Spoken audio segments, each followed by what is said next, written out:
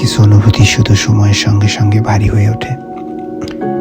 কিছু কথা মানুষের ভিতরে এতদিন ধরে বাস করে যে এক সময় সেগুলো আর আলাদা করে চেনা যায় না। ওগুলো তখন স্মৃতি নয়, অভ্যাসও নয়, বরং নীরব এক উপস্থিতি, যা দিনের আলোয় ধরা পড়ে না, কিন্তু রাত নামলেই নিঃশ্বাস নিতে শুরু করে। পৃথিবী সব জানে না, কেউ বুঝতেও পারে না যে একটি প্রেম শেষ হয়ে গেছে, কারণ তার কোনো দৃশ্যমান সমাপ্তি নেই।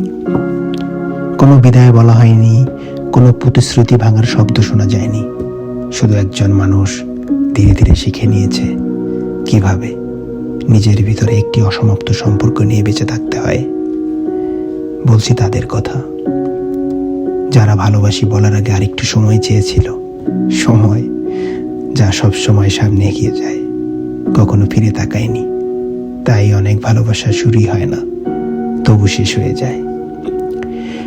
অব্যক্ত অনুভূতির একটা বিশেষ ভাগ্য আছে জানেন, সেগুলো মরেও না, আবার পুরোপুরি বাঁচেও না। মানুষ তার দৈনন্দিন জীবন চালিয়ে যায়, কাজ করে, হাসে, কথা বলে, কিন্তু ভিতরে কোথাও একটি ঘর ফাঁকা পড়ে থাকে। সেখানে আর কেউ ফিরে আসে না।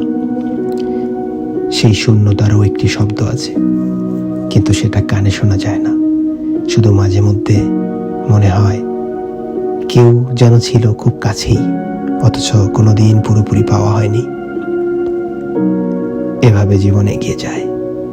বাইরে থেকে সব স্বাভাবিক মনে হয়, আর পৃথিবী যথারীতি ধরেই নেয় সব ঠিক আছে।